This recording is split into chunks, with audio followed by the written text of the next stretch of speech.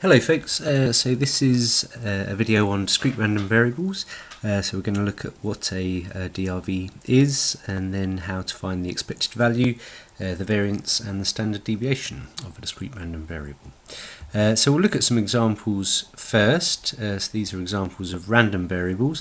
So the number of heads obtained when a coin is tossed, the number of prizes I win in a raffle, the number of cars that pass a checkpoint, and the time it takes to run 100 meters. So they're all random because we don't know what the quantity is going to be before carrying out an experiment.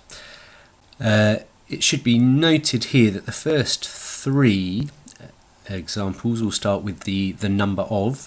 They are things that we would count, whereas the fourth one, the time it takes to run the race, is something we would measure. So the first three are discrete distributions, the fourth is actually continuous. So we can say that the first three examples above are all discrete random variables. In this case they all take whole number values. Another example would be the score obtained on a dice. So the capital X there, it says let X be the score obtained. The capital X is said to be the random variable. So we use capital letters to denote the random variable. And we could put the possible outcomes, which on a standard dice are 1 to 6, in a table. And I would advise that you always draw out a table for these sorts of questions, and the table is what we call the probability distribution. So always draw out the probability distribution. For this one, possible values along the top there, and assuming it's a fair dice, we can write the probabilities in for each outcome, which we put in the row underneath. Note that we've used a small x here, and the small x denotes the possible outcomes, whereas the large X is the random variable itself. So this is saying what is the probability that our random variable is equal to each of these possible outcomes. Okay, so the lowercase is used to denote particular examples or outcomes. Excuse me. So the probability distribution of a general discrete random variable would look something like this. So we've got the possible values x1 up to xn, lowercase, along the top, and then we've got the probabilities of each underneath. And the probability distribution always contains all the possible outcomes. So hopefully you'll understand this property, therefore, that the probabilities must always add up to 1. Okay, another way of writing that would be that the sum of p's, the sum of the probabilities, is equal to 1. Often you might well be given a table, a probability distribution in a question. However, it could be given to you in other forms. It could be that the probabilities are given to you as formulae, or indeed some situation where you have to work out what the probabilities would be. Okay, like I said earlier, always make sure you draw out the probability distribution table though. Okay, so if this is the first video you've watched of mine, then just note that whenever you see this, try this on the video or in the video pack, then it's worth pausing the video and having a go. So this question, you've got a situation with a bag containing 5 green counters, 2 red counters, and John takes 2 counters from the bag without replacement. You'll remember that that's an important piece of knowledge, and until he draws out a green counter. Okay, so x, the random variable x, is the total number of counters picked out until and including the first green counter. Okay, we've got to find the probability distribution of x. So I would suggest you're going to start by drawing out a tree diagram for this situation, and then use the probabilities to fill in a probability distribution. So pause the video and have a go, and then we'll go through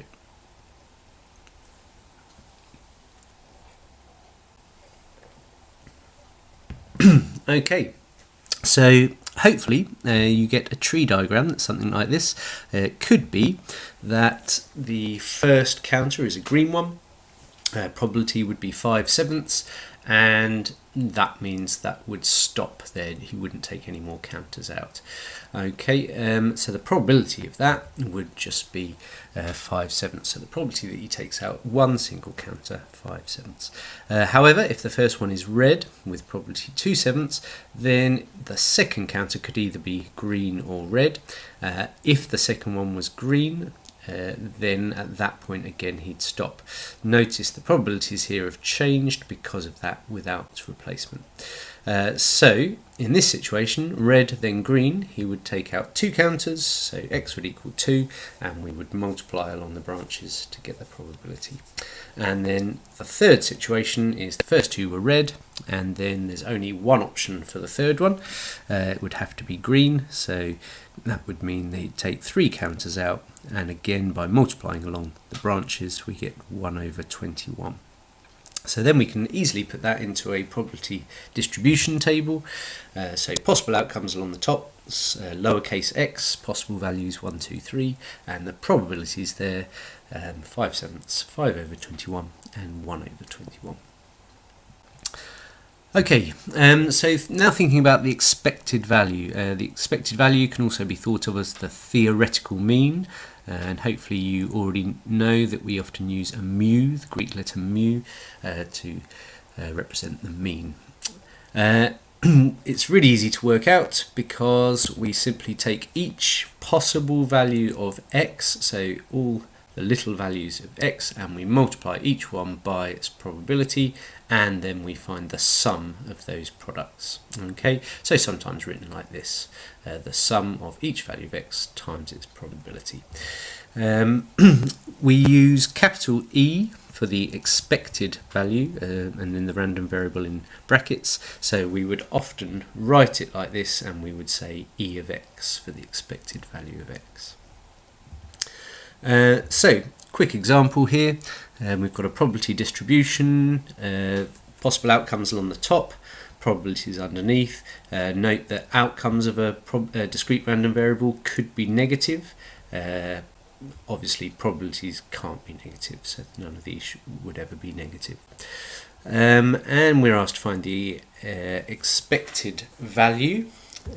So, in this one, we would simply take each value of x, multiply it by its probability, and then, as has happened down here, we've added them together.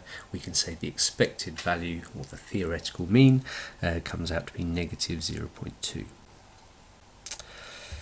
Okay, worth looking out for this situation. So if you look at this table, and particularly look at the probabilities in the bottom row, then you might spot that these probabilities are in fact symmetrical. So in the situation where the probabilities are symmetrical, then it's much easier to find the expected value, because we know that the expected value would always be the middle value. Alright, so it's worth looking out for, just saves you a lot of time. If the probability distribution is symmetrical, then E of m, or E of x, would always be the middle value. Okay. Right, so again, if you could try this question here. So we've got a probability distribution, we've got the probabilities underneath, but there's a couple of unknowns there, A and B. We're told that the expected value of x is 1.9, and we're asked to find A and B. So two unknowns there, we need 2 bits of information. We've been given 1 bit of information here, but hopefully you'll remember something else that we know about these probabilities as well. So that should allow us to find A and B, and once you've done that, then you'll be able to work out this probability that you've been asked for. So again, pause the video, have a go, and then we'll go through it. Okay, so hopefully you got on okay with this question. 2 pieces of information, like I said, that we needed and that we know. So the first thing is that we know that the probabilities always add up to 1. So write down this property because we need to show that we're using that, and it will end up with this equation here. Okay, we were also told that the expected value of x was equal to 1.9, so again I've written that information down, and that helps us to form this second equation here. And then we simply solve those equations simultaneously, and you should get a equals 0.25 and b equals 0.15. Once we've got those, it's nice and easy to work out this probability that we were asked for. So greater than or equal to 0 and less than 3, so that's going to include these three numbers here. So we simply add up their probabilities and it comes out to be 0.8 as shown there. Okay, so we need to talk about the expectation of a function of x. So this is where you've got a probability distribution of x, but you carry out a function g of x and then find the expected value. And the good news is that the expected value of g of x simply involves finding g of x for each value of x and multiplying that by the probabilities, and then, as usual, to find the expected value we just add those up. Okay, so it works out quite nicely, probably easier to understand in an example. So here we were asked to find the expected value of x squared plus 2x for the probability distribution given. So you would be given the possible values of x, in this case 1, 2, 3, 4, and the probabilities of each of those, so the bottom row. Okay, and if we wanted to find the expected value of this function here, then we would just add another row and work out those values for each value of x. Alright, so here we've got, so it's x squared plus 2x, so 1 squared plus 2 lots of 1 is 3, 2 squared plus 2 lots of 2 is 8, 3 squared plus 2 lots of 3, and so on. Okay. Once you've got the table, we're just simply finding the expected value of these things, so it's the expected value of these numbers, so we just multiply each one by the probability and find the sum of those products. So the expected value simply comes out to be 9.2. Alright, and that will work with any function of x.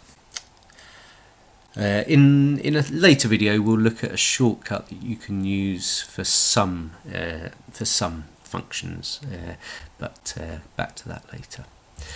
Okay, so we now come to the variance and the standard deviation. So the variance is given by this formula here. So it says the variance of x is the expected value of the squares of the differences between our random variable x and the mean.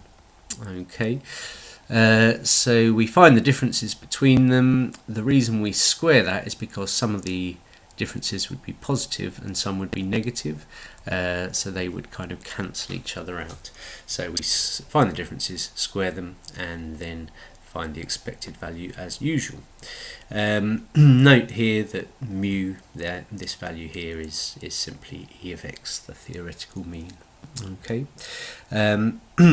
Standard deviation, well, hopefully you remember from before that the standard deviation is always the square root of the variance of x, and we tend to use this sigma for the standard deviation, and we can use sigma squared for the variance.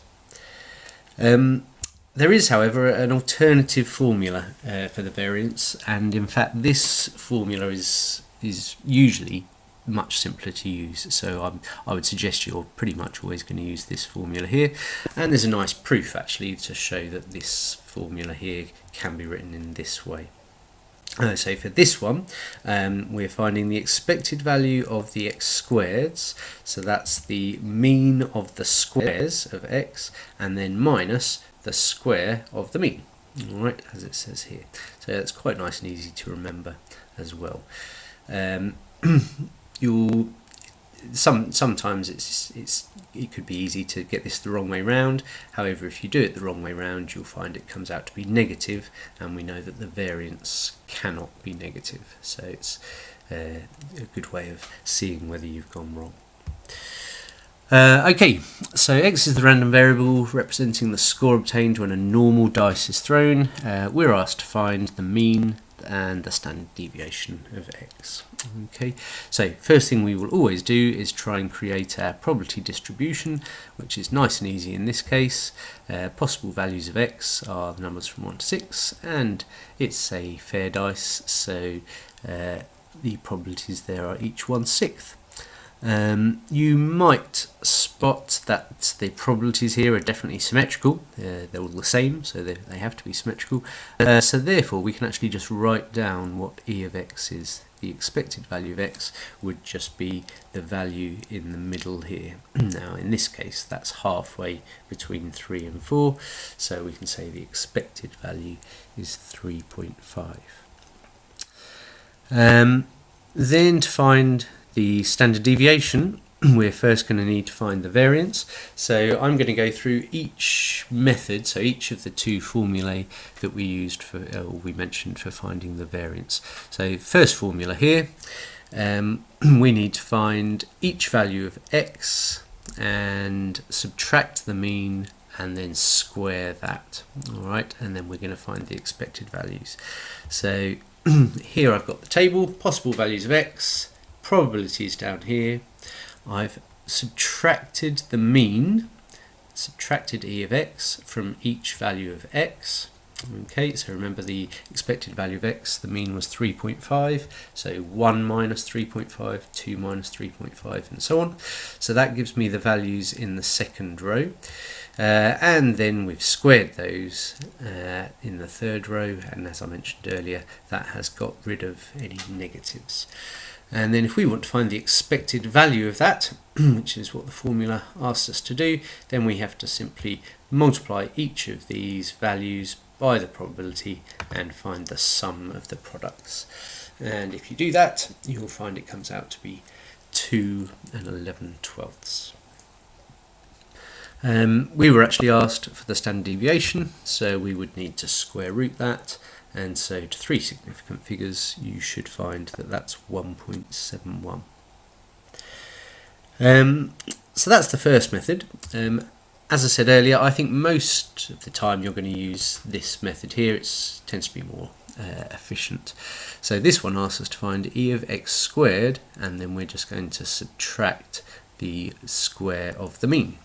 So I can draw out a probability distribution, and here I've actually written the square of each x value. All right.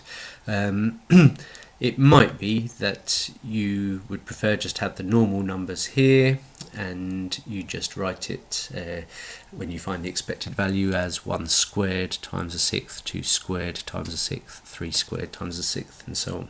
But to find the expected value of the e of x squared, we simply need to multiply each of those by the probabilities and add them up.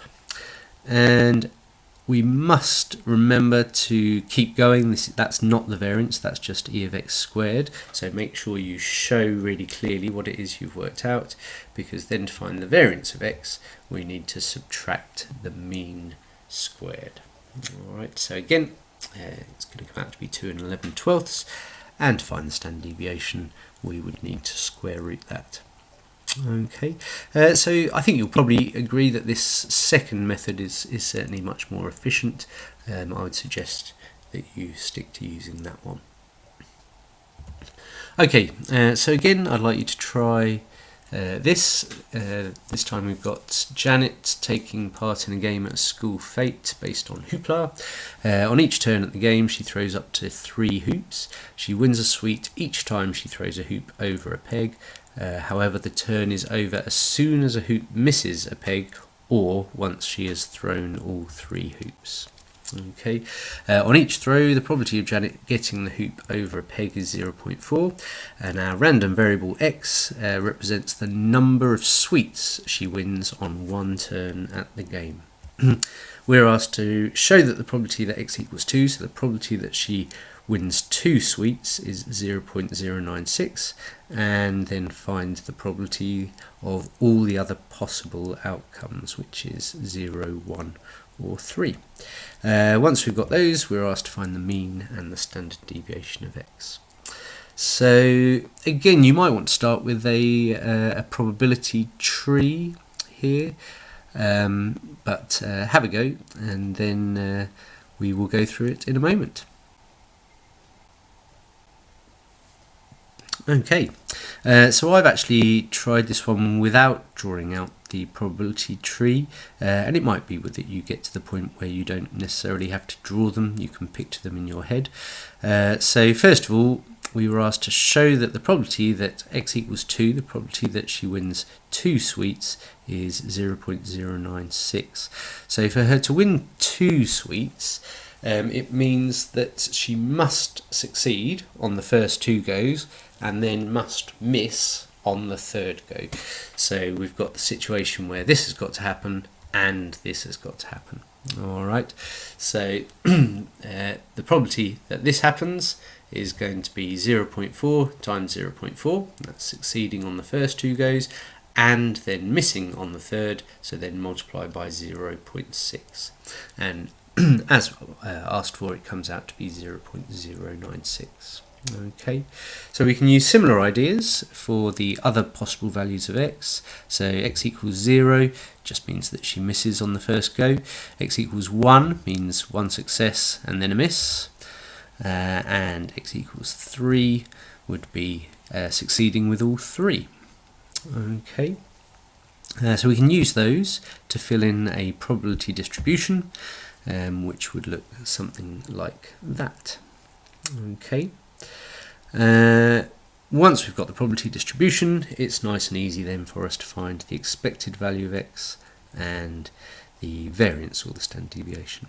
So the expected value for a start should come out to be 0.624, and then I've used the second method, so finding e of x squared first of all, which comes out to be 1.2, and then the variance is that minus the mean squared, so it comes out to be 0.810624.